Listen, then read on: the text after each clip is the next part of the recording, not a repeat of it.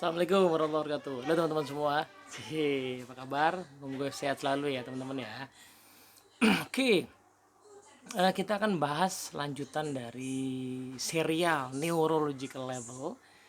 Nah, di dua video sebelumnya saya sudah bedah soal Neurological Level sebagai model dan teknik. Itu video yang pertama. Jadi yang belum nonton dulu itu saja karena teorinya ada di sana, konsepnya di sana, frameworknya di situ gitu ya.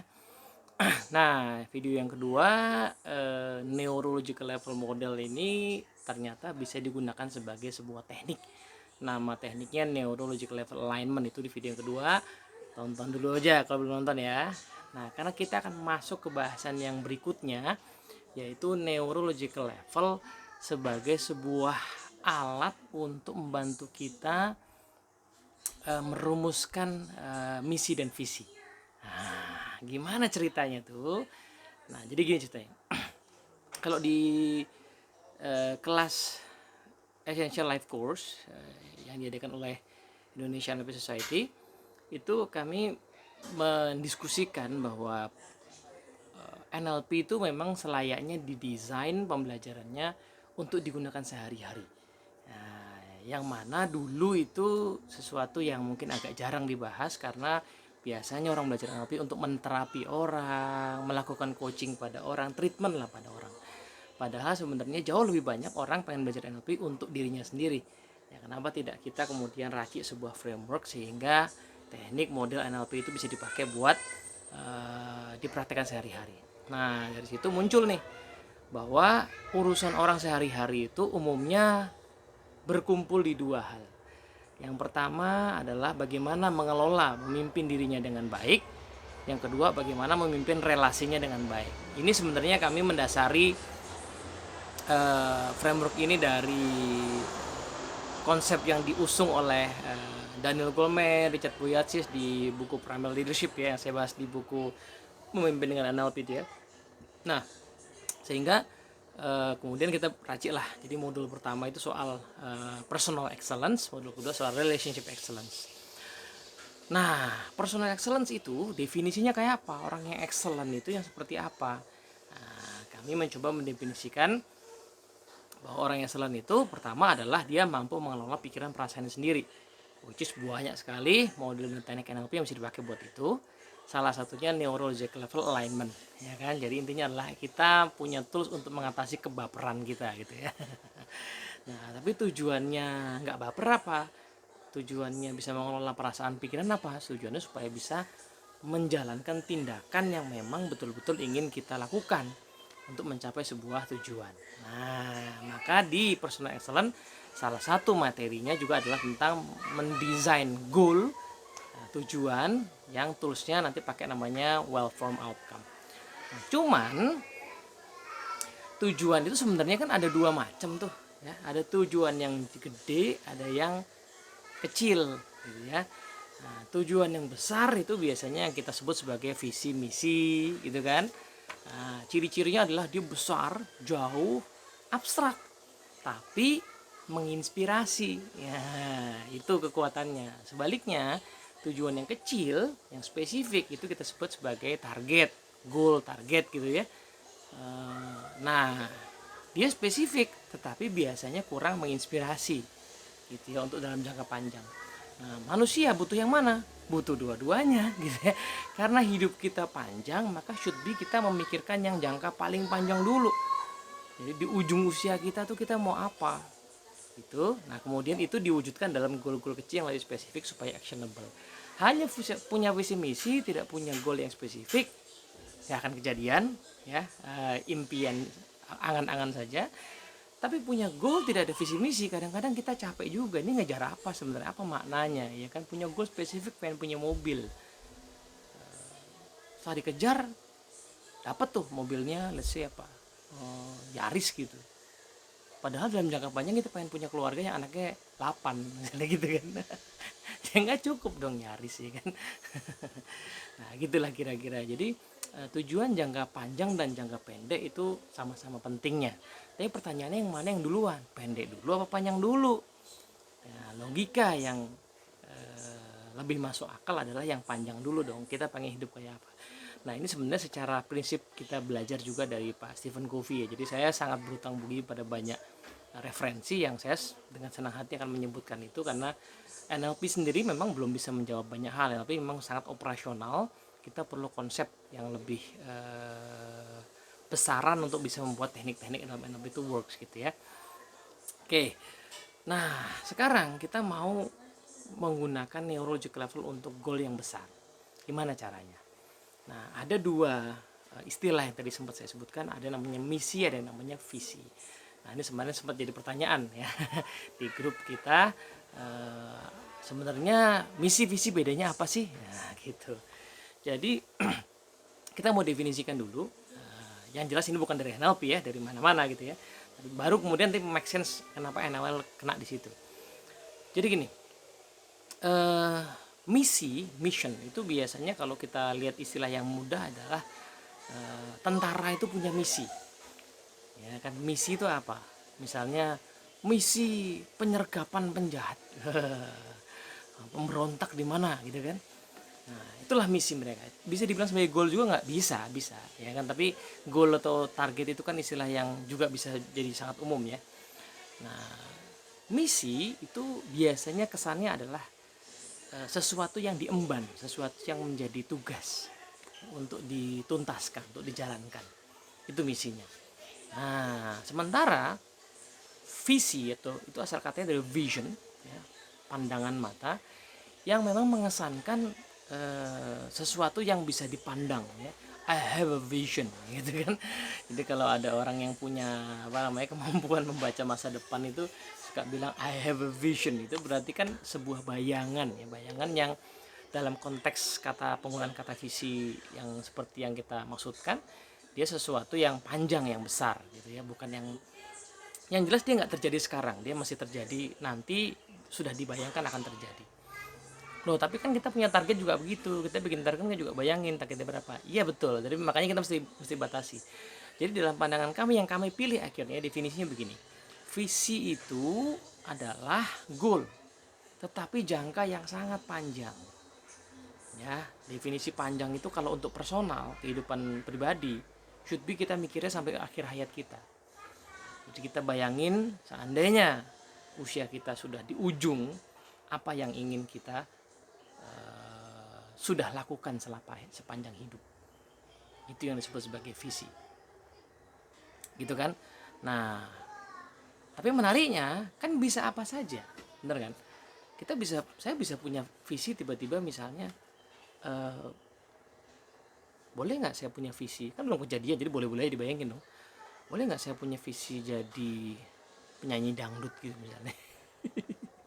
Ya boleh-boleh aja kan, dan itu bisa aja dibayang-bayangin, bisa dong. Orang memang belum kejadian sampai sekarang kan. Nah, tapi pertanyaannya, apa betul itu yang kita inginkan? Ya, apa betul visi itu yang kita ingin capai? Nah, ini yang belum tentu. Ya kan, maka dari itu kayaknya menentukan visi jangka panjang, apalagi jangka panjang ya, kayaknya memang betul-betul memerlukan sebuah penelaahan. Lebih make sense misalnya saya ini punya visi misalnya ya, punya sekolah misalnya, karena memang tertarik dengan dunia pendidikan, punya lembaga konsultasi sendiri misalnya ya, yang besarnya sekian gitu ya, punya tempat kumpul-kumpul belajar bareng ya, nyaman, orang bisa datang anytime untuk belajar bareng, kayaknya make sense kan. Nah, maka saya bisa bikin visi itu. Tapi pertanyaannya, kenapa kok saya bikin visi itu? Tadi sempat saya sebut bahwa karena saya punya minat di dunia pendidikan.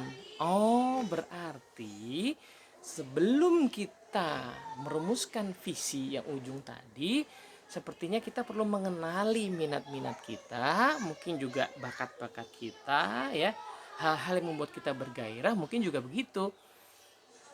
Nah, jadi masuk akal karena ini sekali lagi kami mengambil juga nih ya di buku Seven Habits, Pak Stephen Covey itu mengutip juga dari seorang psikiater yang namanya Viktor Frankl. Ini sebenarnya ada runutan sejarah dengan NLP ya, sudah sempat saya bahas ya di buku di serial NLP Untold Story. Viktor Frankl ini membahas bahwa we detect rather than invent our mission in life. Sebenarnya kita hanya perlu mendeteksi, tidak perlu menciptakan misi kita dalam hidup. Masuk akal juga ya, karena sebagai muslim saya meyakini bahwa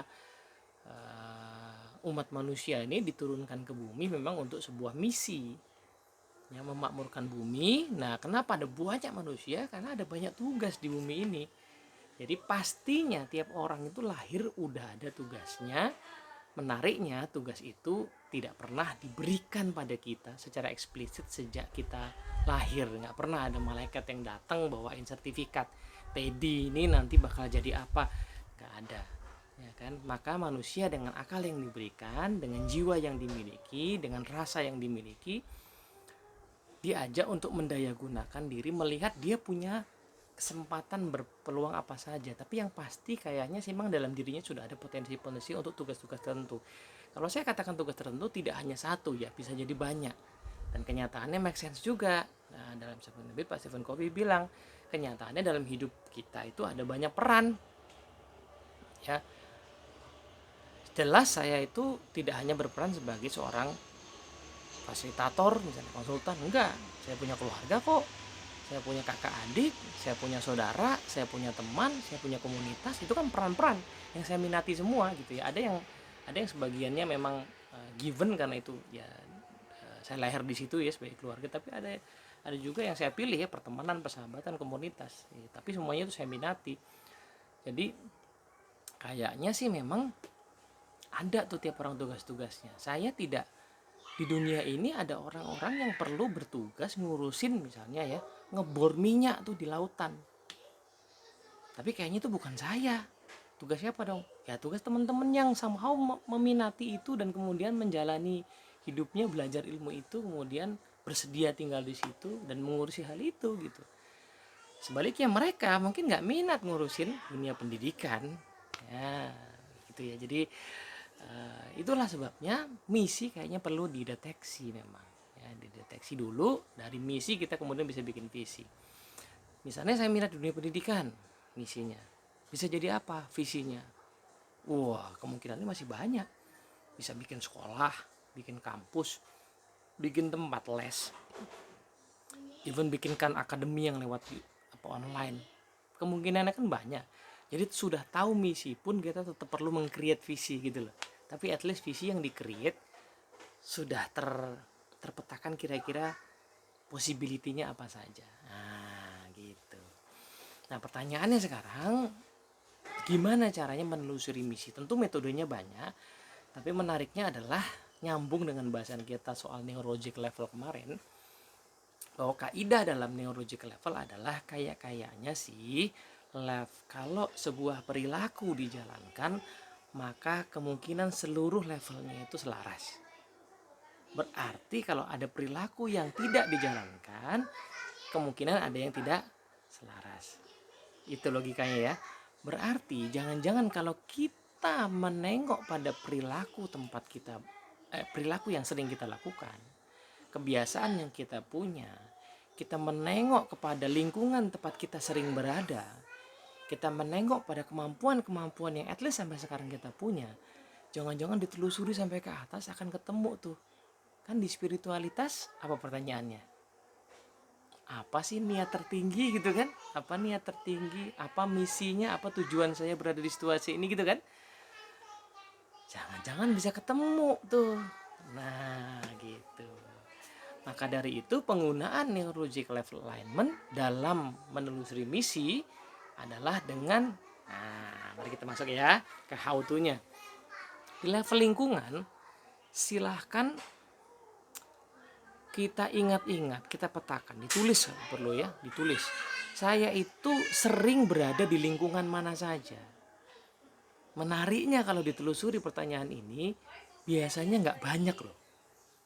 Ya, pekerjaan, rumah, komunitas, orang bisa beda-beda, tapi biasanya nggak banyak. Mungkin tempatnya pindah-pindah, kayak pekerjaan, orang yang kerjaan sales tuh pindah-pindah, tapi ya tetap ya konteksnya pekerjaan yang sama gitu ya kan. Jadi silakan telusuri tempat-tempat kita sering berada, terutama tempat-tempat yang kita enjoy ada di situ. Di mana saja tuh? Oke. Kalau sudah naik ke level perilaku, telusuri saya di tempat-tempat itu punya perilaku, punya kebiasaan apa saja. Nah, saya kasih contoh ya. Kadang-kadang menarik ya, ada orang ketemu ya, bahwa di berbagai tempat itu dia selalu tempatnya beda-beda, tapi peran dia selalu sama. Peran dia adalah orang yang jago dalam hal planning. Jadi kalau mau ada acara, mau ada kegiatan di semua, di rumah, mau di pekerjaan, itu dia jago planning. Jadi tempatnya beda-beda tapi benang merahnya perilakunya sama, habitnya. Atau kebalikannya, ada orang yang tidak jago planning tapi jagonya tuh executing. Nah, ada yang jagonya adalah apa? Berelasi. Nah, di sini ada kaitan antara teman-teman kita lagi banyak yang belajar talent mapping ya, kaitan antara neuro NLP dengan talent mapping ada di sini sepertinya gitu ya. Karena ada tema dalam perilaku orang biasanya. Gitu. Ada orang yang konsisten mengeluarkan ide-ide baru di berbagai tempat. Ada orang yang kalau dia nggak banyak ide baru, tetapi tiap ide yang ada dia implementasi dan dia jaga implementasinya. Nah, ada yang kayak gitu. Jadi silakan petakan perilaku kita, kebiasaan kita di tempat-tempat ini apa saja. Bisa jadi beda, bisa jadi sama ya. Gitu ya. Nah, naik ke kemampuan. Naik kemampuan. Kemampuan apa yang saya sadari saya miliki? Either kemampuan itu munculnya di kantor, either munculnya di rumah, either munculnya di komunitas, either munculnya di pengajian gitu ya. Tapi apa saja kemampuan? Kemampuan itu keahlian yang kita punya. Beda dengan habit tadi ya. Ini agak lebih luas gitu, keahlian. Nah, keahliannya apa misalnya? Ilmu-ilmu yang saya miliki ya. Saya ternyata punya ilmu negosiasi gara-gara aktif di komunitas. Saya bagian pembelian misalnya gitu ya, purchasing misalnya gitu. Nah, itu tadi ya, saya di kantor bagian purchasing sehingga saya punya kemampuan negosiasi misalnya. Nah, kemampuan-kemampuan yang kita petakan tadi, saya kerjanya guru sehingga saya punya kemampuan berelasi dengan anak-anak misalnya gitu. Nah, dari kemampuan naik lagi ke level keyakinan. Kalau saya lihat kehidupan saya di berbagai tempat tadi, saya tuh punya mindset tentang aktivitas saya apa saja. Jualan itu apa, ngurus anak itu apa. Ya mindset ya. Keyakinan itu kan pemikiran-pemikiran yang kita miliki ya. Ya. Nah, apa keyakinan-keyakinan yang saya miliki, pemikiran-pemikiran yang saya miliki tentang hal itu. Sebenarnya kalau dipikir-pikir sama ya. Ngurus keluarga sama ngurus klien tuh sama ya. Sama-sama memberikan apa yang mereka butuhkan. Nah, gitu misalnya. Jadi itu yang disebut dengan mindsetnya. Kita teliti telusuri mindset kita apa saja. Naik lagi ke level identitas diri, silakan direnungkan. Kita melihat diri kita di berbagai tempat itu sebagai siapa?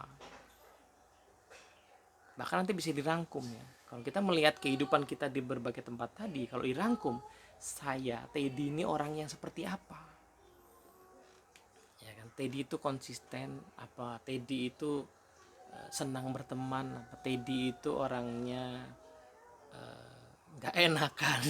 Tapi itu ada benefitnya kan ya. Teddy itu yang berani, ya macam-macam lah ya.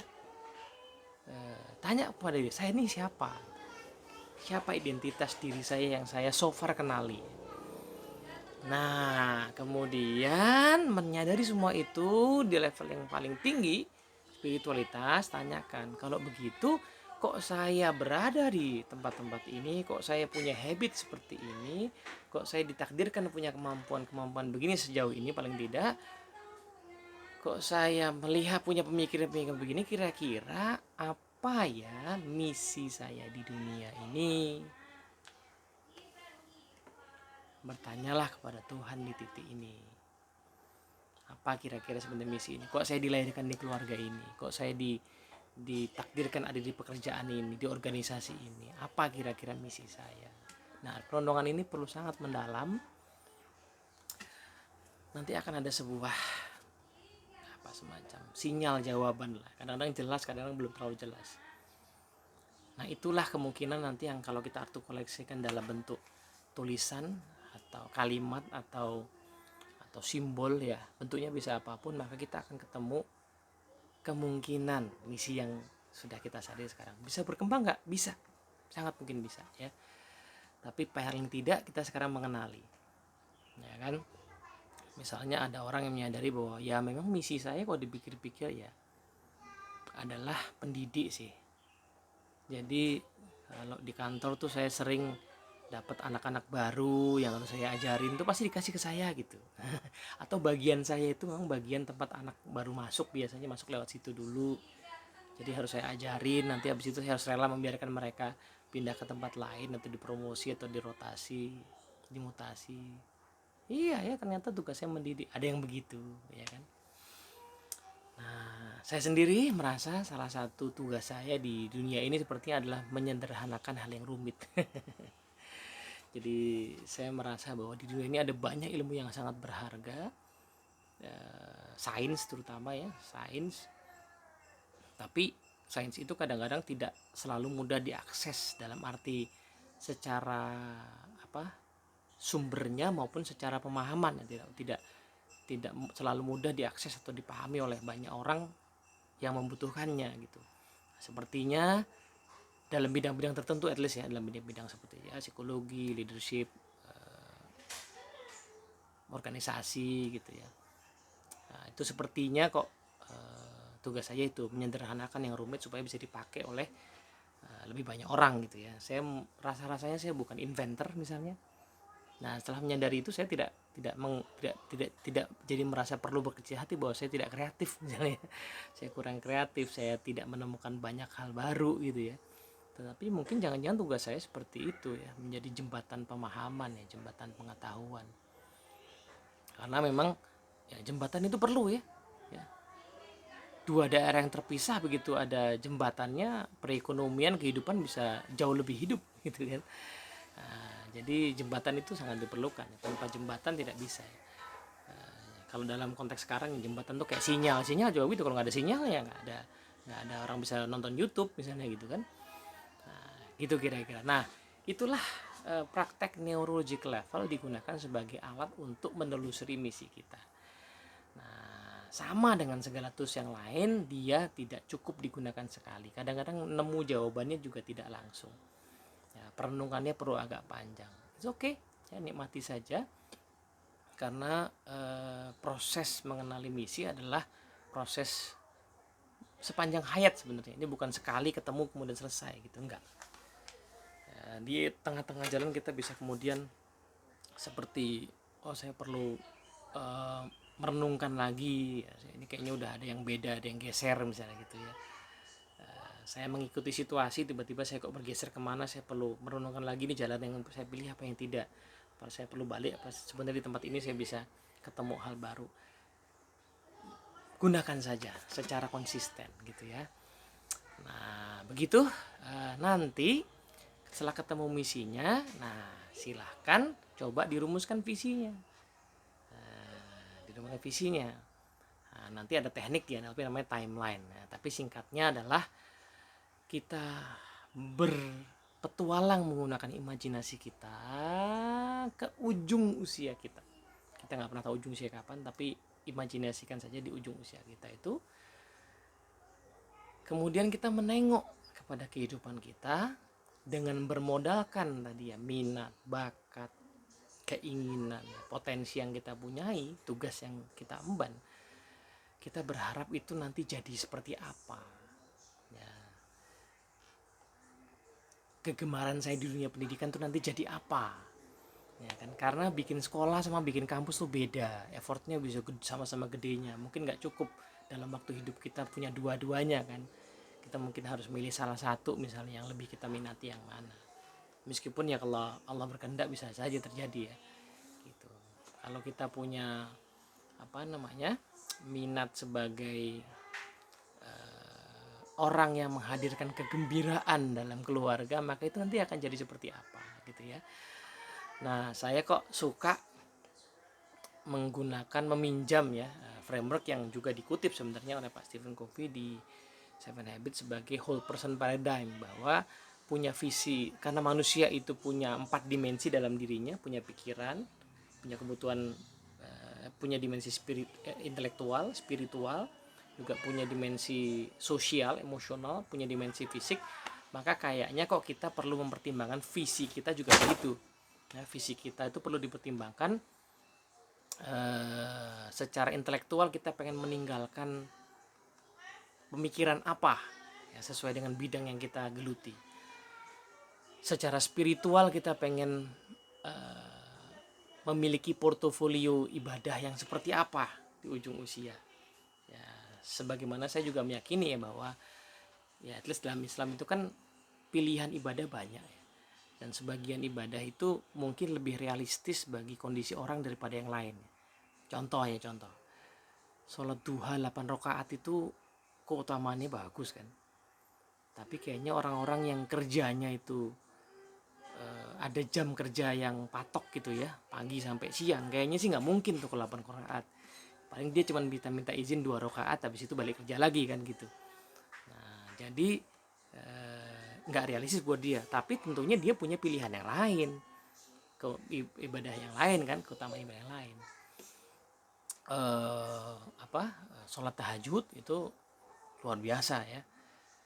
Tapi bagi orang yang pekerjaannya adalah penjaga malam, security, mungkin itu tidak selalu bisa setiap saat dia kerjakan, kalau justru di momen itu dia harus bersiaga gitu kan. Atau sholat tepat waktu di masjid pas habis azan gitu, itu luar biasa keutamaannya. Tapi bagi dokter bedah misalnya kayaknya juga nggak mesti realistis ya, karena jam-jam bedah itu kan antrian nggak mesti dia bisa sholat tepat waktu kan gitu. Tapi bagi sebagian orang bisa. Nah, tapi dokter bedah, penjaga malam tadi, itu pasti punya alternatif beda yang lain. Nah, kita bisa tuh merumuskan kayaknya yang realistis buat saya, portofolio ibadah saya apa, itu spiritual. Secara sosial kita bisa membayangkan orang-orang yang penting dalam kehidupan saya siapa saja, dan saya pengen dikenang oleh mereka seperti apa. Oleh ponakan, oleh sahabat, oleh rekan kerja, saya pengen dikenang menjadi orang kayak gimana. Nah, kemudian yang terakhir secara fisik ya, saya pengen punya tubuh yang seperti apa di ujung usia saya itu ya, pengen sesehat apa. Dan materi ya, saya perlu materi, saya pengen punya materi apa saja, itu juga penting untuk dipikirkan ya, karena visi kita pasti perlu materi ya, pasti diperlukan juga. Nah, dari impian jangka panjang itulah kemudian kita breakdown nanti menjadi target yang real untuk bisa diwujudkan dalam waktu yang dekat. Nah, itulah nanti ilmunya namanya form outcome. Tapi sampai sini dulu ya.